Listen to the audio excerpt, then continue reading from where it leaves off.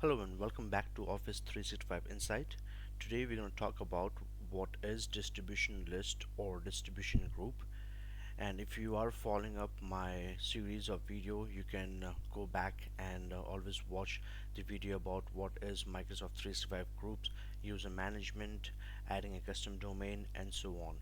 Today we will be covering the topic about what exactly the Microsoft distribution group, also known as distribution list.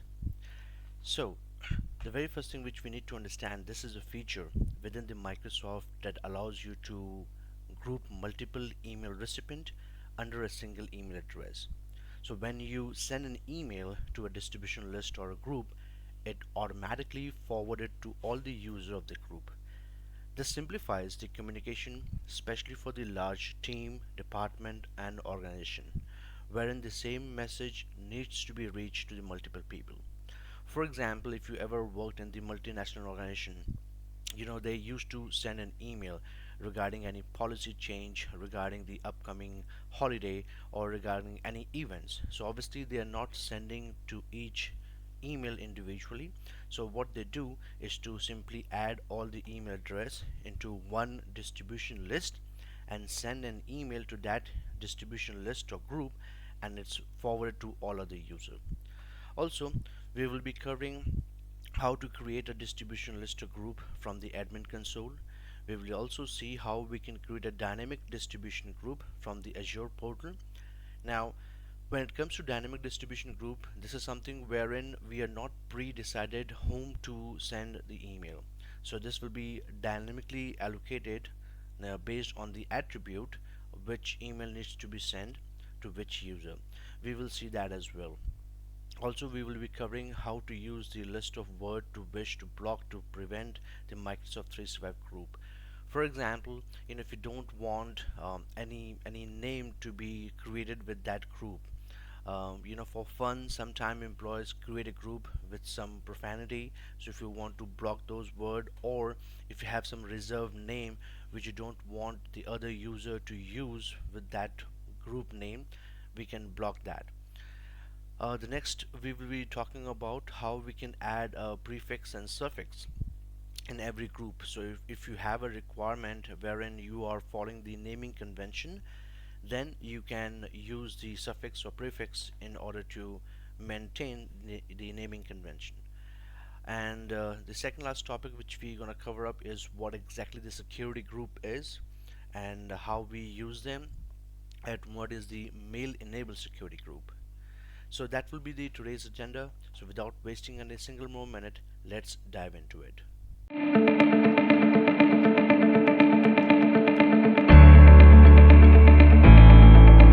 So the very first thing which we're going to do is to open up a browser, and as we all know, we will be going to admin.microsoft.com, which is the main console to administrate everything. Now from here, let's wait for a minute to load this. Now from here we will be, because we already covered the user management part, so let's skip this, and we'll be covering up here which called teams and group. I've already covered the how we can add teams and 365 groups here. So now we're going to talk about the distribution list. Now you may be thinking that the dynamic distribution list is not showing up here. So if you remember, that's the reason I mentioned that it will be showing up on the Azure portal. And on top of that, the thing which you need to have to remember, or a takeaway, that you must have Azure AD Plan 1 or Plan 2 in order to create a distribution group. I will be sharing you the article as well on the description, as well as the Microsoft article for the reference. Now coming back here, how we can create a distribution list is very easy. All we need to do is to click on here, add a distribution list, and we'll simply name it. So I'll call it DL, which is distribution list human resource. Description, so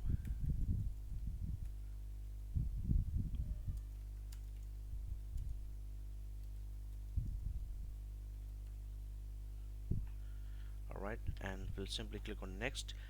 Now it will ask us who will be the owner of this distribution list or group. So we'll click on this assign owner, and I will be assigning myself as a owner, and we'll click on next again. Now here we need to think about what all users we want to add on this particular distribution list. So let's assume in a scenario wherein we are anticipating that we're creating a human resource distribution, the HR group, and I want few people like Aaron, Berlin, and what else, we can add James, the three people here, and we'll simply click on add. We'll click on next. Now we have to assign a name, so we'll simply make it HR, that is short form of human resource. Now there's also option called allow people outside of my organization to send email to this distribution list. Now this is completely optional. If you want the other external user to send an email to this distribution list, so you simply check this box. So for sake of testing, I'll do it. We'll click on next, and we'll click on create group. Here we go, it's done. Now this usually takes like 2 to 3 minutes to reflect it, so let's see. And you can see now this has been created.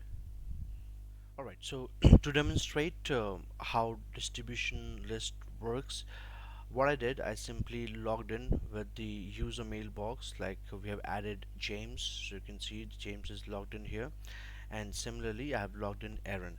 Now I'm going to send an email from an external user, which will be a Gmail account. If you remember, we just checked the box that anybody can communicate outside our organization with that distribution list. So that is something which I'm demonstrating right now, and I just click on send. Let's wait for like 5-10 seconds. Oh, here we go. The mail is right here. Now if you see here, I've sent an email from office 365 inside at gmail.com to this distribution list, which has 3 members. Now obviously Aaron, James, Berlin, all three received the same message. For sake of this, we have already checked with Aaron. Let's switch it to James, and here we go. James also received the same thing. So similarly you can perform with the internal user as well. Alright, so the next topic that we're going to discuss about is how we can create a dynamic distribution list or a group from the Azure portal. I'll tell you the reason why it needs to be created from the Azure portal. So let's first of all open up portal.azure.com. So you can simply type it here, which is portal.azure.com, and then from here you will see an option called view under manage Microsoft Enter ID. So we'll click on this, and under manage you will see an option called group. We'll click on that, and similarly you can see the other groups that we have created, and we'll simply click on new group. Now if you see here on the group type, it automatically selected security group. That is something which you want to create. We'll name this as a DDL, which is dynamic distribution list, and this will be for finance department. Okay, description, it's up to you. Now here's a twist that we're going to talk about.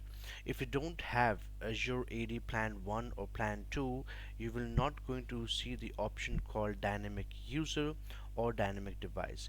It will only allow you to create a security group, but not a dynamic security group. Alright, now from here, for sake of this, because we're not going to allocate devices, this is only for the user, so we'll select user and see the change here. Now it asks us the dynamic user members, and it will ask you to add a query. Now let me click on this. Now once you click on this, it will ask you what all condition you want to match.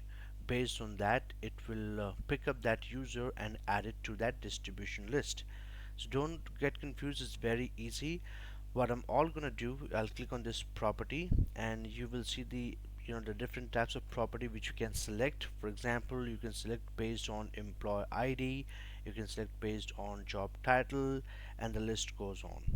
So I'll simply make it very simple. I will select, as the extension attribute 1. Now on the operator, we'll click on this and we'll click on equals to, and the value will be finance. All right. Now what does it mean? So if any employee, any user whose attribute value is equals to finance, simply add that person. So we'll click on add expression, and you can see this has been added, and we'll click on save changes, and we'll click on create a dynamic distribution group. We'll go back to our admin center, which is admin.microsoft.com. We'll scroll it down and we'll click on the option called exchange.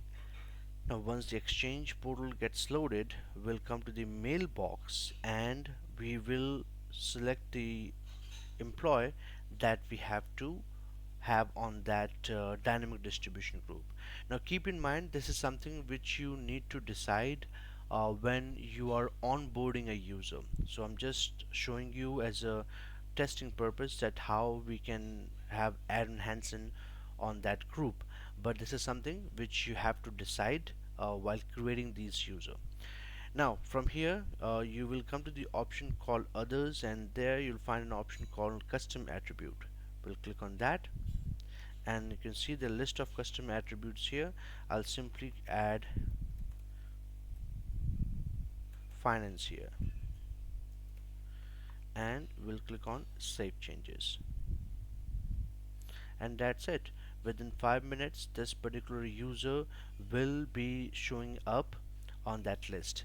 For sake of this, I'm going to add few more, so I'll open up James as well. We'll go to others, add custom attribute and finance, and save it. Let's wait for 5-10 minutes and we'll show you the outcome.